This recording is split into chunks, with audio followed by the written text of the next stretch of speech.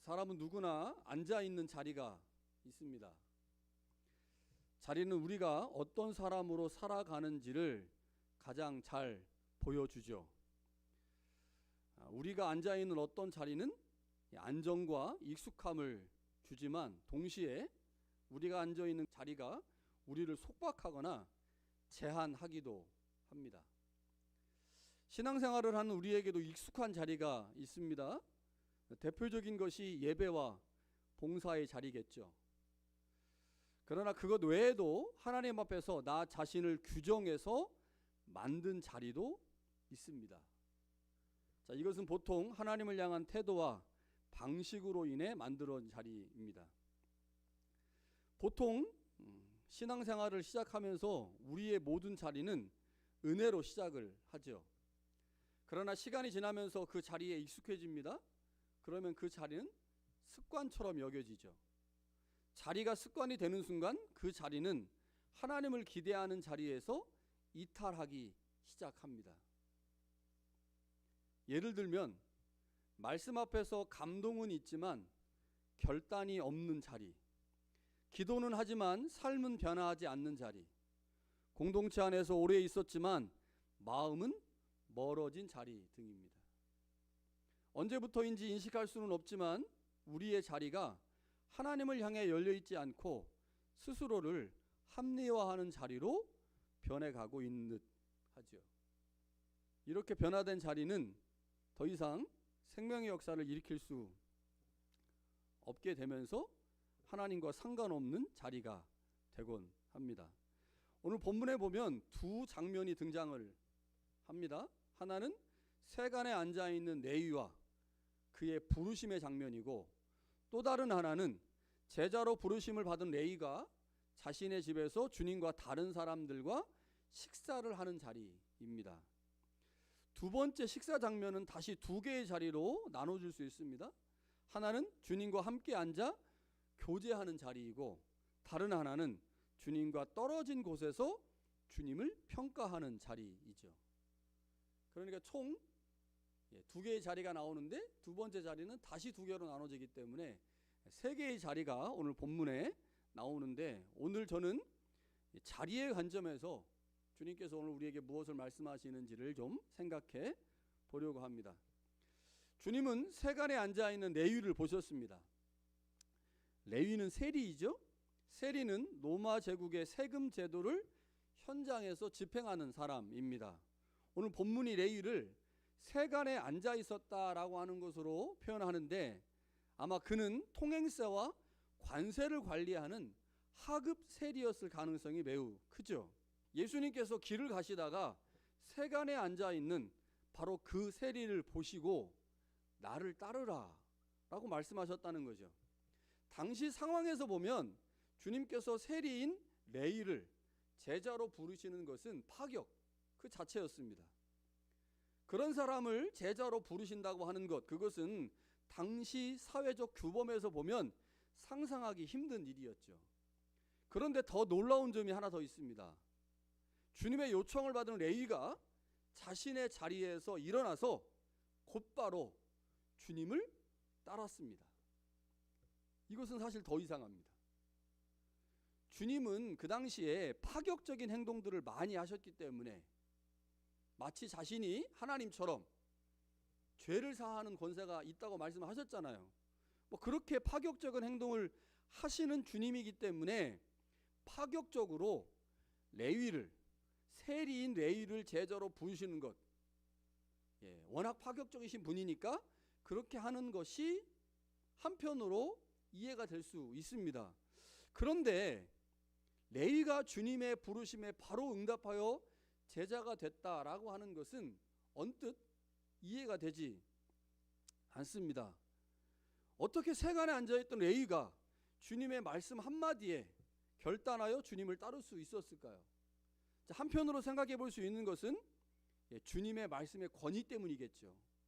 우리가 지금까지 쭉 보았지만 주님은 말씀의 권위가 있는 분입니다. 그래서 주님이 한 번 말씀하시면 그 말씀의 권위 앞에 순종할 수밖에 없겠죠. 그런데 이것만으로는 사실 다 설명할 수가 없습니다. 레위가 도대체 무슨 생각을 하고 있었기에, 그의 상황이 어떠했기에 주님의 한 말씀에 그는 결단하여 주님을 따를 수 있었을까요? 자, 이 사람의 이름이 마태복음에는 마태로 나옵니다. 마태. 그런데 마가복음에는 이 사람의 이름이 마태로 나오지 않고 레위로 나옵니다. 레위. 알페오의 아들 레위. 자, 마가가 마태복음과 다른 이름으로 이 사람을 소개하고 있는 것은 아마 이 사람이 가지고 있는 정체성을 이 이름을 통해서 말하고 싶었던 것이 아닌가 생각이 듭니다. 자, 이 사람의 이름이 레위이기 때문에 우리가 추측해 볼 수 있는 한 가지는 이 사람이 레위 지파가 아니었을까라는 생각이죠. 레위 지파가 아니었을까? 여러분, 레위 지파가 어떤 지파입니까? 이스라엘이 가나안 땅에 들어갔을 때 레위 지파를 제외한 모든 지파들은 땅을 분배받았습니다. 오직 레위 지파만 땅을 분배받지 못했죠. 이유는 땅이 아닌 하나님을 의지하면서 살아가도록 하기 위해 그렇게 조치를 취한 거죠. 그래서 레위인들은 여호와가 우리의 기업입니다 라고 고백하며 살았습니다. 다른 지파 사람들은요, 자신들에게 분배된 그 땅이 기업이었습니다. 그 땅에서 농사짓고 그 땅에서 일함으로 그곳에서 소출을 얻어 그렇게 살았던 사람들이 다른 11지파 사람입니다. 그러나 레위 지파는 땅을 기업으로 분배받지 못했기 때문에 여호와만 의지하며 살아야 됩니다. 여호와가 먹을 걸 안 주면 굶는 거죠. 그래서 그들은 오직 하나님이 우리의 기업입니다 라고 고백하며 살았습니다. 그러나 지금 알페오의 아들 레위는 어떤 사람입니까? 하나님을 기업으로 사는 사람이 아닙니다. 이 사람은 로마의 황제가 기업이 되어 로마의 황제에게 세금을 바치면서 먹고 사는 사람입니다. 세리를 제자로 부르시는 장면, 이것은 마태복음과 누가복음에도 역시 동일하게 나옵니다. 자, 그런데 세 개의 본문을 비교해 보면 마가복음에만 있는 매우 독특한 말씀이 있습니다. 뭘까요? 여러 가지가 다르긴 하지만 가장 독특한 것 13절입니다.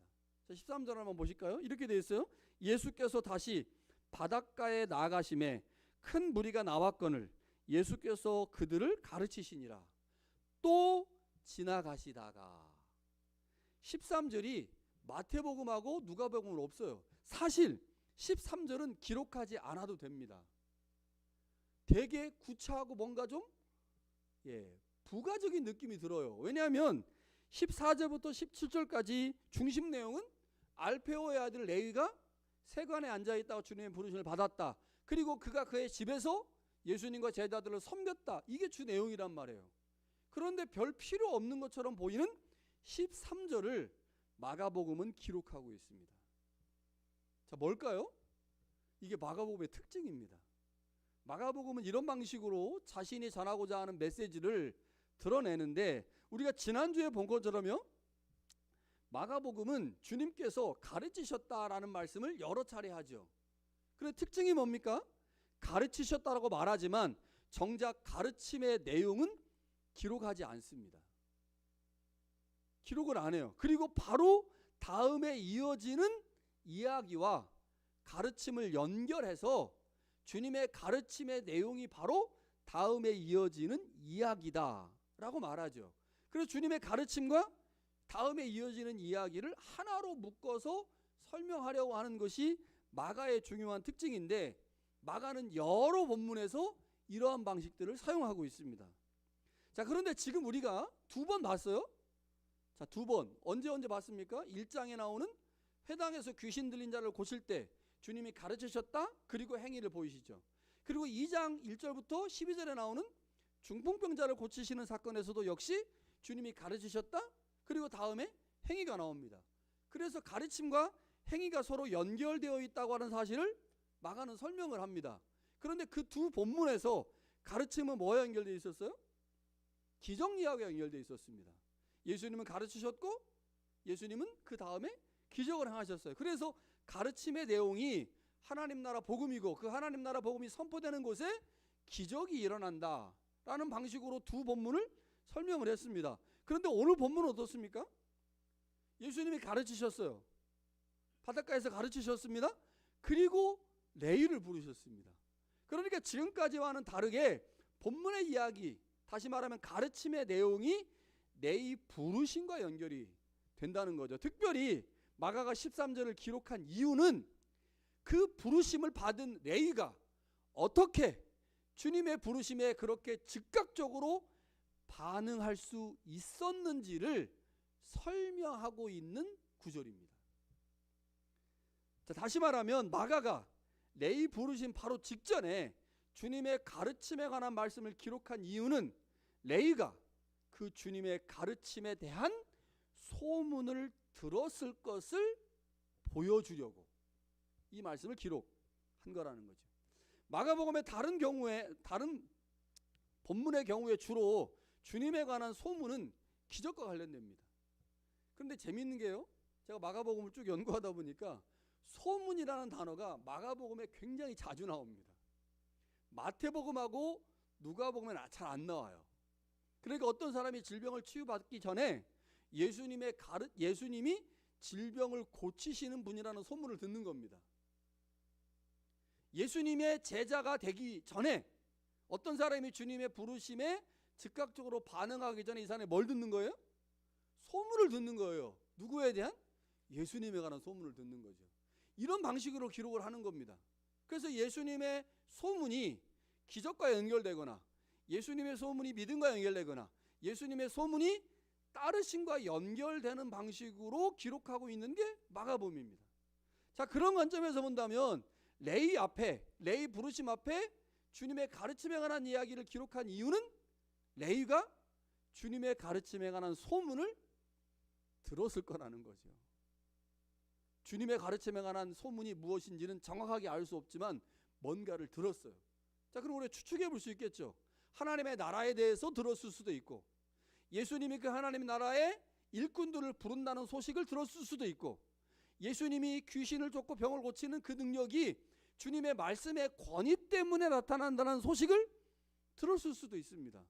무엇인지는 알 수 없지만 레위는 주님의 소문을 들었습니다. 주님의 소문을 들으면서 레위 안에 변화가 일어나기 시작한 거죠. 왜요? 그 주님에 관한 소문은 하나님 나라 복음에 관한 것이거든요. 하나님 나라 복음이 우리 가운데 오면 우리를 변화시키듯 예수님에 관한 그 하나님 나라 복음의 소식을 들으면서 레위 안에 변화가 일어나는 겁니다. 어떤 변화요? 정체성에 관한 고민이 시작된 거예요. 원래 이 사람이 어떤 사람입니까? 레위 지파 사람입니다. 하나님이 기업이 돼서 하나님 때문에 살아야 되는 사람인데 그 모든 것을 다 버리고 지금 로마가 자신의 기업이 되어, 로마의 황제가 자신의 기업이 되어 살아가고 있는 사람이잖아요. 이런 사람이 예수님에 관한 소식을 듣고 예수님의 가르침에 관한 내용을 듣고 나름대로의 자신의 정체성에 관한 고민을 시작했을 거라는 거죠. 그러한 고민이 이 사람 가운데 있었기에 주님의 말씀이 그 사람에게 선포됐을 때 거기서 스파크가 일어난 겁니다. 그래서 예수님의 말씀, 나를 따라오너라 라고 하는 말씀 앞에 레위는 그 말씀을 거부할 수 없었던 거죠. 주님의 부르심에 곧바로 응답할 수 있었던 이유, 그것은 주님의 말씀의 권위로 인한 자신의 정체성에 대한 고민이 있었기 때문이라는 거죠. 여러분, 이 말씀은 우리의 위치, 즉 나는 어떤 사람인가, 나는 어디에 앉아있는 사람인가를 묻고 있습니다. 세간에 앉아있는 레위의 자리는 겉으로 보기에는 돈과 안정이 보장된 자리이죠. 돈도 많이 벌고요, 돈이 있으니 안정도 돼 보입니다. 그러나 이 자리는 많은 사람들에게 죄인으로 낙인 찍힌 자리였고 하나님과는 멀어진 자리였습니다. 그런데 그런 자리에 주님이 오셔서 말씀하십니다. 레위에게 나를 따르라. 자, 주님은 레위에게 이렇게 말씀하지 않으셨어요. 야, 그 네 자리, 네가 앉아있는 그 자리 돈과 안정이 보장되어 있지만 사람들에게 죄인으로 낙인 찍힌 자리고 하나님과 멀어진 자리이니 그 자리를 제발 떠나줄래? 그 자리를 떠나는 게 좋겠어 라고 말씀하지 않으셨다는 겁니다. 그 자리를 떠나라고 말씀하지 않고 나를 따르라 라고 말씀하신 거예요. 여러분, 우리의 각자의 삶의 자리는 어쩌면 레위와 같은 자리가 아닌가 싶습니다. 겉으로는 안정돼 보이고 사람들에게 괜찮아 보이는 자리인데 신앙적으로는 타협하는 자리가 많거든요. 안정되고 다른 사람들에게 괜찮아 보이는 자리일수록 신앙적으로 타협하는 자리가 많습니다. 그래서 신앙과 안정을 뒤바꾼 거죠. 그래서 안정적인 삶을 보면서 마음의 한편으로 위로가 되지만 그 안정적인 그것이 결국 우리의 신앙을 팔아먹은 거란 말이에요. 그래서 그거 생각하면 마음이 그냥 무너져 내리는 경우들이 있죠. 우리의 자리가 그렇습니다.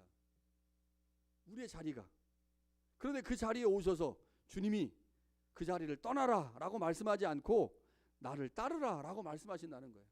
사실은 이 말이 비슷한 것 같아요. 나를 따르라 라는 말하고 그 자리를 떠나라, 겉으로 보기엔 비슷하지만 서로 다른 뜻입니다. 네 자리를 떠나라 라는 말은 먼저 네가 네 삶을 정리하고 네 문제를 해결하고 내 모습을 고친 다음에 나를 따를 수 있다라는 말입니다. 그러면 우리는 늘 부족하기 때문에 자기의 모습을 보면서 두려움과 죄책감 때문에 주님을 못 따르죠.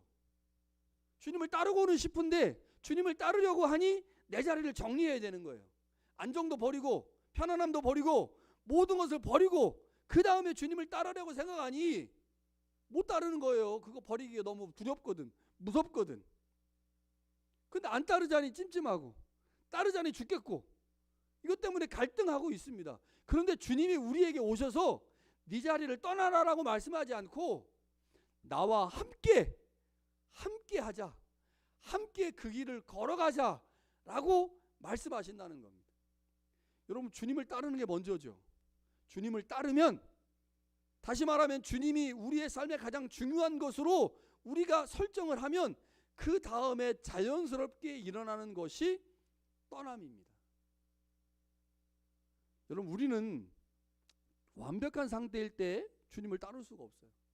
우리는 항상 부족하거든요. 그것을 하시는 주님께서 우리가 완벽한 상태일 때, 다시 말하면 우리에게 완벽하게 준비된 후에 제자가 될 수 있다라고 주님은 말하지 않습니다. 오히려 주님은 준비가 덜 된 상태에서 우리를 제자로 부르십니다. 우리의 삶이 엉망일 수 있어요. 우리의 삶이 전혀 준비되지 않을 수 있습니다. 그런데 그 상황에서 주님이 오셔서 말합니다. 나를 따르라. 그러면 주님을 따른 후에, 주님이 우리의 삶의 중심이 된 후에 그 다음에 우리의 삶에 떠남이 나타나게 된다는 거죠. 먼저 떠난 다음에 주님을 따르는 게 아니고 부족하지만 주님을 따르면 그 주님이 우리의 삶을 변화시킴으로 우리의 삶에 문제가 있는 부분들, 그 부분들을 하나씩 해결해 간다는 겁니다. 여러분, 알페오와 레이가 준비된 상태에서 주님을 따랐습니까? 뭐가 대단히 거창하게 주님의 제자가 될 수 있는 상황에서 주님을 따랐어요? 아니요. 오늘까지, 어제까지 사람 등쳐먹어가지고 세금으로 칼치하던 사람입니다. 그게 해결됐습니까? 아니요. 하나도 해결되지 않았습니다. 해결되지 않았는데 따르라고 말씀하시는 거예요. 왜냐? 주님을 따르면 그 주님의 권위가, 주님의 말씀이 그 사람을 충분히 변화시켜 그 사람이 주님을 따르면서 그의 모든 삶의 자리에서 그가 떠날 수 있기 때문이죠. 그게 주님입니다. 그게 우리가 믿고 있는 주님이에요. 뭔가 거창한 거, 대단한 것을 요구하는 게 아니고 먼저 나와 함께 있자, 나와 함께 손잡고 길을 걸어가자 라고 요청하는 거죠. 주님은 우리에게 너 먼저 변해야 돼, 너 먼저 수정하고 고쳐야 되라고 말씀하지 않고 그냥 나랑 함께 있자, 나와 함께 걸어가자 라고 말씀하시는 거죠. 그렇게 레위를 주님의 제자로 부르셨습니다. 이제 장면이 바뀌죠. 제자가 된 레위가 자신의 집에서 잔치를 합니다. 레위가 예수님과 그의 제자들을 초대했어요. 그리고 제자들 뿐만 아니라 많은 세리와 죄인들도 역시 초대했습니다. 15절에 보면 그의 집에 앉아 잡수실 때 많은 세리와 죄인들이 예수와 그의 제자들과 함께 앉았으니 이는 그러한 사람들이 많이 있어 예수를 따름이라라. 이 말씀에 의하면 알페오의 아들 레위만 주님을 따르는 제자가 아니었습니다. 다른 세리들도 주님을 따르고 있었고 당시에 죄인이라고 불리는 사람들도 역시 주님을 따르고 있었죠. 당시에 유대인들의 음식 규정에 의하면 유대인들은 죄인들과 함께 식사할 수 없습니다. 왜냐하면 내가 죄인과 함께 식사하는 것은 내가 곧 죄인이라는 사실을 인정하는 것과 같았기 때문이죠. 그러니까 바리새인이 세리와 식사를 하면요, 바리새인이 세리의 위치까지 내려가는 겁니다. 그래서 절대로 신앙이 있다고 생각하는 사람들은 죄인이라고 간주되는 사람들과 결코 식사하지 않았습니다. 여러분, 이 사건이 있기 전까지 주님에 대한 평가가 어떻습니까? 귀신을 쫓고 병을 고치고 말씀의 권위가 있고, 그래서 사람들이 인정을 했어요. 사람들이. 자, 그렇게 사람들의 인정을 받고 있는 그 예수님이 한순간에 죄인의 자리까지 추락한 겁니다. 무엇 때문에요? 세리를 불렀는데 그 세리가 예수님에게 식사를 초대했거든요.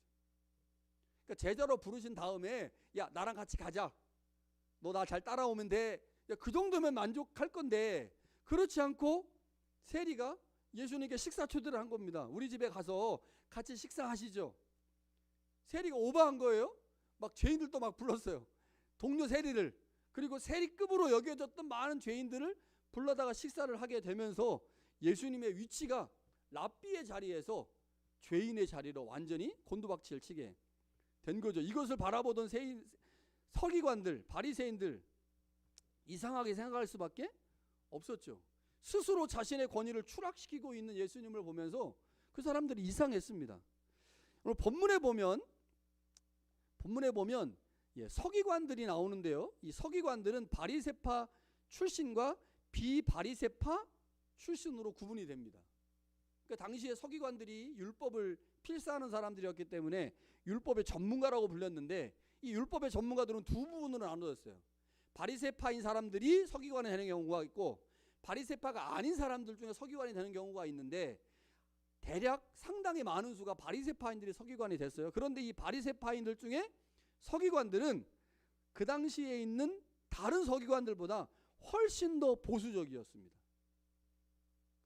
자, 본문에 바리새인의 서기관이라고 되어 있잖아요. 그래서 이 서기관들이 굉장히 보수적인 사람들이었죠. 이 사람들은 구전 율법까지 모두 지키는, 그러니까 이 사람들의 눈에 예수님의 행동이 이상하게 여겨질 수밖에 없었습니다. 자, 그런데 특이한 것은 이 사람들이 그러면 이제 궁금하니까 물어봐야 되잖아요. 왜 도대체 세리와 죄인들과 함께 밥을 먹습니까? 자, 누구에게 지금 문제를 삼고 있냐면 예수님에게 문제를 삼고 있잖아요. 근데 예수님에게 안 물어봅니다. 본문에 보면 누구한테 물어볼까요? 예수님의 제자들한테 물어봐요. 예수님의 제자들에게. 자, 바리새인들이 도대체 예수님의 행동에 불만을 품고 있음에도 불구하고 왜 예수님께 직접 묻지 않고 제자들에게 물었을까요?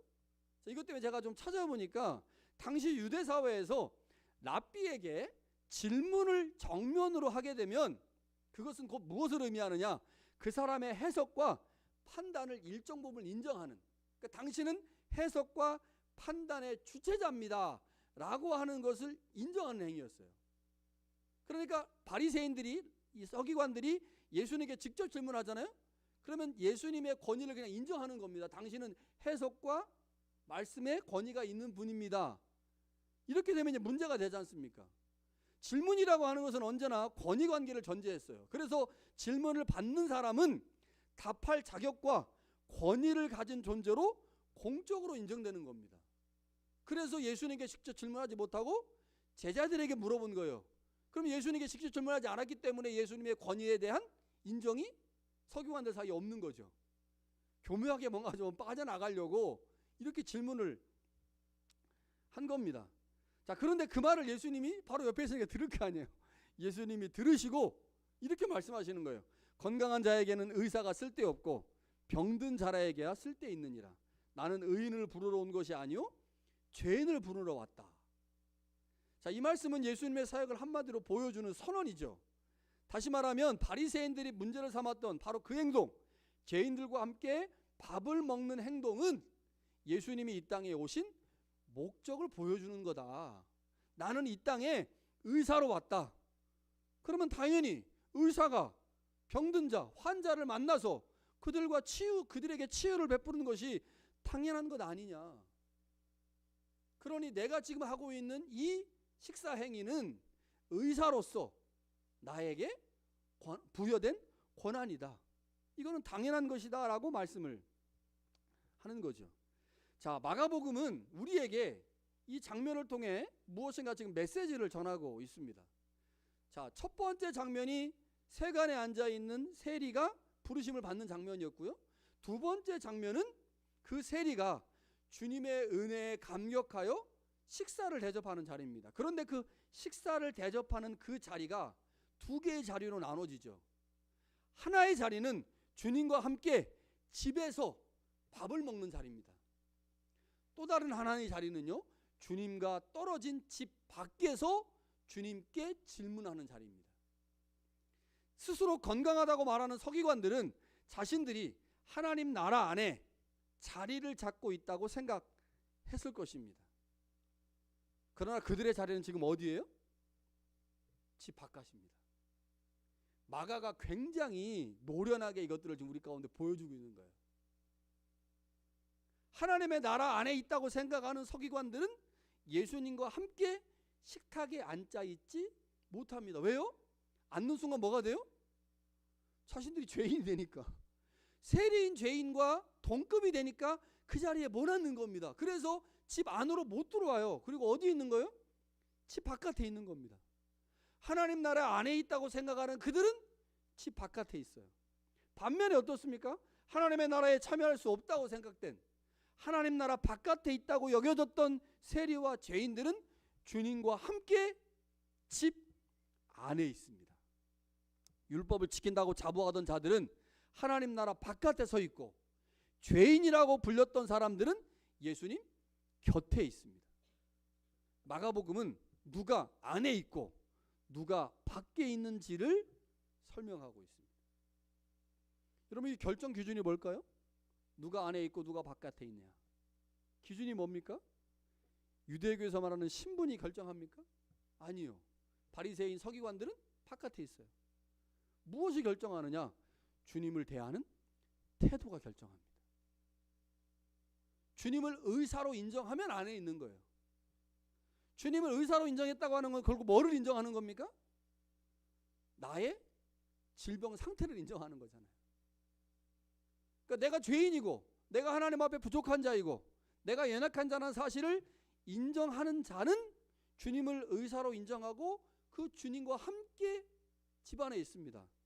그러나 바리새인들은 그걸 인정할 수 없죠.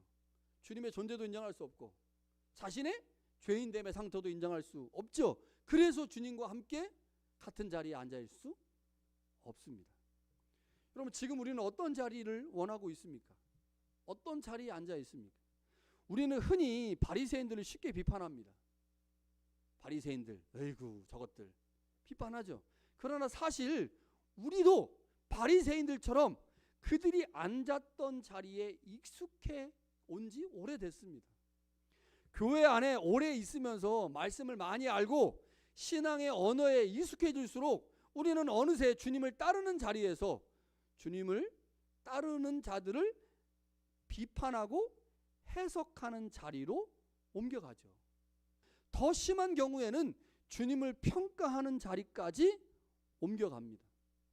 겉으로는 신앙이 있는 것처럼 보이지만 마음 깊은 곳에서는 내가 저 사람보다는 낫지, 저 정도면 나는 괜찮은 편이지, 하나님도 내 편일 거야 라고 말하죠. 그러나 그 자리는 주님 곁에 앉아있는 자리가 아니라 주님을 바라보며 거리를 두는 자리입니다. 지금 우리는 스스로에게 질문해야 합니다. 나는 어느 자리에 앉아있는가?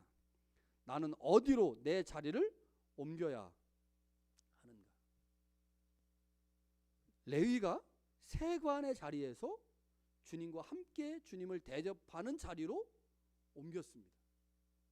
이게 정답이죠.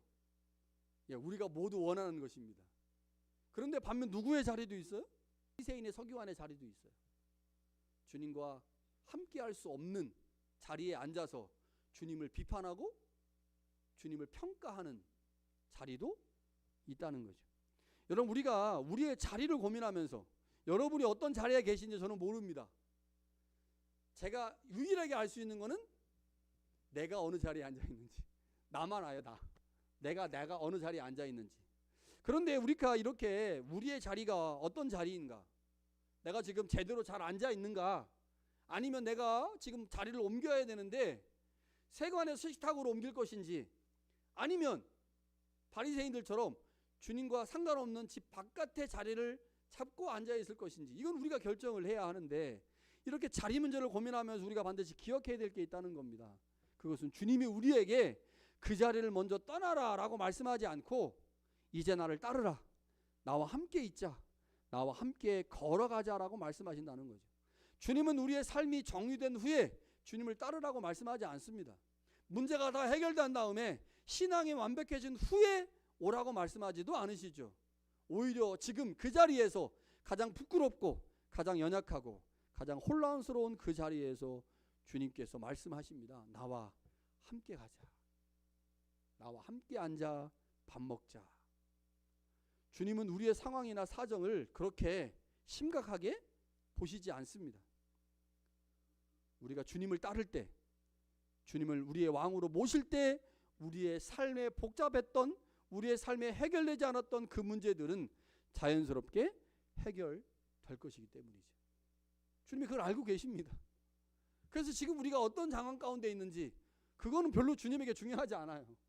주님을 따르겠다고 결단하고 주님과 함께 손잡고 주님과 그 길을 걸어가면 그 상황에서 우리의 삶의 자리가 하나씩 하나씩 해결되기 때문이죠. 주님은 우리에게 너는 지금까지 얼마나 잘 살았느냐라고 묻지 않으시고 지금 너는 나와 함께 앉겠느냐라고 물으십니다. 이제 우리가 주님 앞에서 할 일은 주님과 함께 그 자리에 앉아 있는 거죠. 오늘 본문은 우리에게 두 자리를 통해 우리가 지금 어디에 앉아 있는가, 그리고 나는 어느 자리에 머물고 싶은가를 묻고 있습니다. 주님은 오늘도 우리의 삶의 자리에 찾아오셔서 그 자리를 먼저 떠나라라고 말씀하지 않고 나를 따르라, 나와 함께 있자라고 말씀하시죠. 주님을 따르는 것이 먼저입니다. 주님 곁에 앉아 있는 것이 먼저입니다. 그러면 그 주님으로 인해 우리의 삶의 자리는 바뀌고 우리의 삶이 조금씩 하나님의 영광을 경험하는 하나님의 나라가 될 것입니다. 그 은혜가 우리 가운데 있기를 간절히 축원합니다.